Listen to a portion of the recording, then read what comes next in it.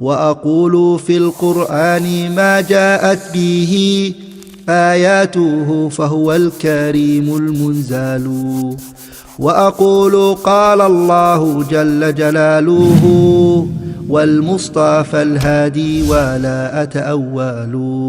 الحمد لله رب العالمين، له الحمد الحسن والثناء الجميل، وأشهد أن لا إله إلا الله وحده لا شريك له يقول الحق وهو يهدي السبيل، وأشهد أن محمدا عبده ورسوله صلى الله عليه وعلى آله وأصحابه والتابعين لهم بإحسان إلى يوم الدين. أما بعد. Inshallah ta'ala, we're going to resume the series that we started regarding ways and methods that you can attain success. Inshallah ta'ala, today we're going to go into the fourth step, or the fourth method we could take for a successful life in this world and also in the hereafter. And that is hifdhul lisan, to safeguard our tongue and to protect it. One of the greatest ways to attain success is the tongue. Protecting the tongue from every evil. A noble companion, Uqbah ibn Amir, radiyallahu ta'ala anhu, he came to the Prophet sallallahu alayhi wasallam one time. And then he said, Ya Rasulallahi man najah? Ama man najatu? He said, O Messenger of Allah, what is success? He asked that key word, what is success, O Messenger of Allah? And as a side point, I've already made a series on just this hadith by itself, where I've spoken about the response and the answer that the Prophet gave ﷺ to this noble companion. The first thing that the Prophet advised him for success, he said to him, Amsik alayka lisanak. The Prophet told him to protect and to safeguard his tongue. The first thing he said to him was, Amsik alayka lisanak. Your tongue, safeguard it and protect it. Also the Prophet sallallahu alayhi wasallam, he said, وَلْيَسَعْكَ بَيْتُكَ. Let your house suffice you. And وَبْكِ عَلَى خَطِيئَتِكَ. Cry over your mistakes and shortcomings. Three powerful advice that he gave. The first one, he said, أَمْسِكْ عَلَيْكَ لِسَانَكَ وَلْيَسَعْكَ بَيْتُكَ وَبْكِ عَلَى خَطِيئَتِكَ. And I've already spoken about this. I've made a series on these three hadiths. I encourage you, whoever's watching now, to go there and to watch it, inshallah ta'ala. The first one was Amsik alayka lisanak. Your tongue, protect it. And the way that you can protect your tongue is that you look at every speech that comes out of your mouth. If you know that there is something good that you want to say, فَإِن كَانَ خَيْرًا, if it's something good, the believer is one who goes forward and speaks about it. وَإِن كَانَ بِخِلَافِ ذَلِكَ, but if it's not something good and it's not pleasant, now the quality that the believer has is that أحجب, he withholds from saying it. The Prophet ﷺ, he said, مَنْ كَانَ يُؤْمِنُ بِاللَّهِ وَالْيَوْمِ الْآخِرِ فَلْيَقُلْ خَيْرًا أَوْ لِيَصْمُتْ. The one who believes in Allah and the Day of Judgment, say something good or be silent. Say something good or be silent. And Imam al-Bukhari and Muslim both narrated that in the Sahih. If there's something good out there that you need to say, don't hold it back. Say the truth. Say the good. But if it's not good, then be silent. The Prophet told us ﷺ in a hadith the severity of speaking about a matter and how light some people take it. The Prophet said, إِنَّ الرَّجُلَ لَا يَتَكَلَّمُ بِالْكَلِمَةِ. The person will speak a speech, مَا يَتَبَيَّنُ فِيهَا, he doesn't really realize what he just said. يَنْزِلُ بِهَا فِي النَّارِ أَبْعَدَ مَا بَيْنَ الْمَشْرِقِ وَالْمَغْرِبِ. The person will go into the hellfire more further than the east to the west. Just a word that the person said. So some people don't even know what they say. Like for example, sometimes I give you an example. Someone sees a person and then they say to that person, Jazakallahu khayran.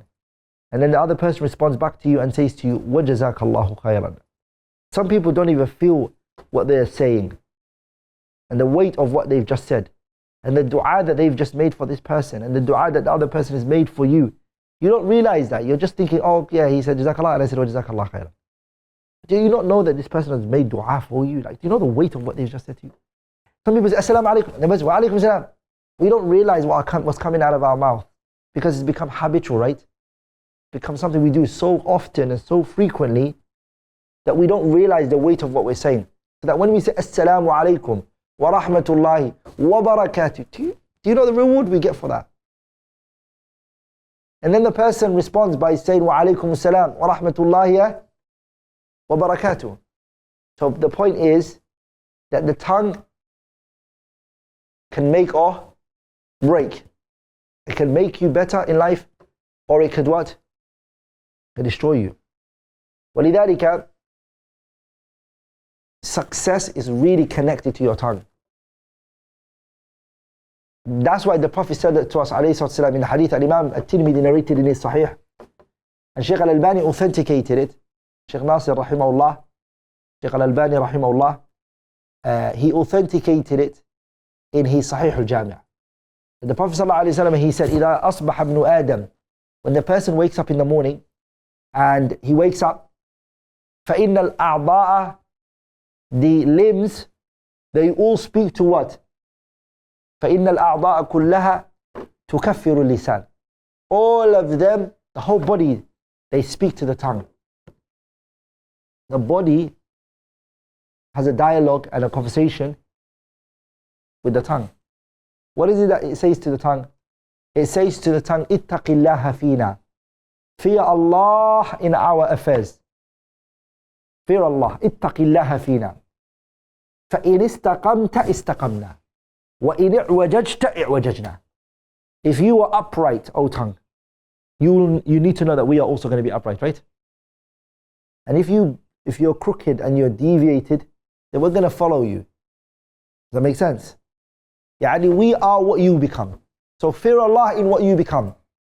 And the reality of this becomes clear when I give you an example.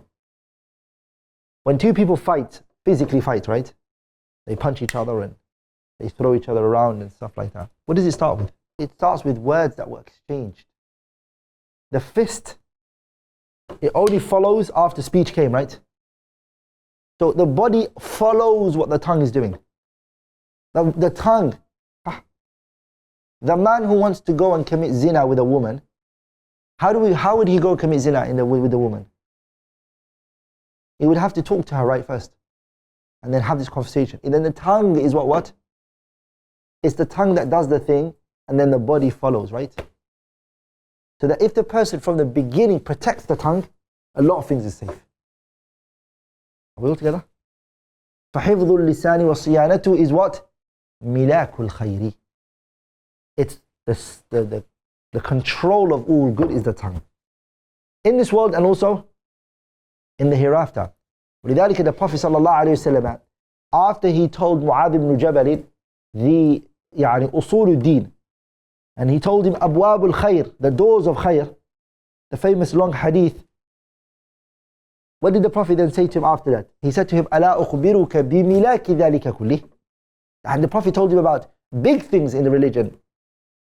He told him أصول الدين, the foundation of the religion. He told him doors of khair. But then the Prophet said, shall I not tell you something that governs all of that? Mu'adh said, Bala ya Nabi Allah. Of course. He didn't say yes.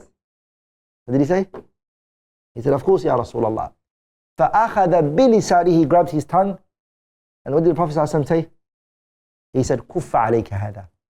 This tongue. Huh? The Prophet grabbed it and he said, that tongue. Protect yourself from it. Why? So, first of all, when the Prophet grabbed the tongue and he said to him, كُفَّ عَلَيْكَ هَذَا, Mu'adh ibn Jabal was a bit taken back. He said, Ya Nabi Allah, أَإِنَّا لَمُؤَاخَذُونَ بِمَا نَتَكَلَّمُ بِهِ. O Messenger of Allah, are we going to be held account for what we say? Then the Prophet said, تَكِلَتْكَ أُمُّكَ يَا مُعَاذ. May your mother lose you. May your mother lose you. وَهَلْ يَكُبُّ النَّاسُ فِي النَّارِ. What is it else? وَهَلْ يَكُبُّ النَّاسَ فِي النَّارِ عَلَى وُجُوهِهِمْ أَوْ عَلَى مَنَاخِرِهِمْ إِلَّا حَصَائِدُ أَلْسِنَتِهِمْ. Why do you think the people go into the hellfire face first? Except that, other than the fact that they said words that were wrong, other than their tongue. What other reason do you think the people are going to go into the hellfire first with their faces, other than their speech and the words that they said?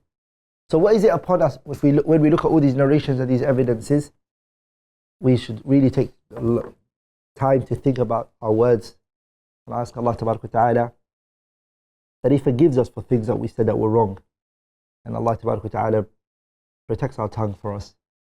We fall short, right, when it comes to the tongue. We ask Allah Ta'ala to protect our tongues for us and allow us to what?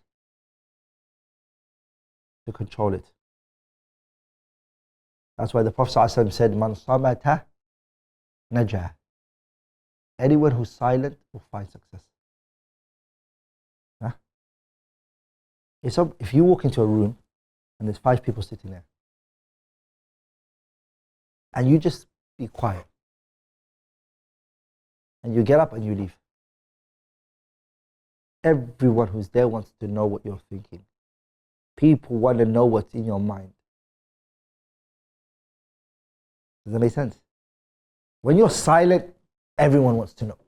I want to hear Jamila talking. Why is Jamila not talking? It takes people by surprise and wonder. Because when you're silent, there's a lot of wisdom. But when you talk, people listen and say, he sounds a bit dumb. Or, Allah very, this person sounds very educated. Or, the minute you speak, you're giving your what you are. Sah? You're giving out yourself. But when you're silent, you're safe. You don't get. Do you see a person who gets in trouble for being silent? Generally speaking, no. Generally speaking, no. Okay? Man samata naja. This hadith al-Imam Tirmidhi narrated in his Jami', Shaykh Nasir rahimahullah ta'ala, Shaykh Nasiruddin al-Albani, he authenticated it. I'm going to stop there inshallah ta'ala for this episode. Anything I might have said that was wrong or incorrect is from me and Shaitan, and Allah and His Messenger are both free from it. Subhanaka Allahumma bihamdi, ashhadu an la ilaha illallah, astaghfiruka wa atubu ilayh.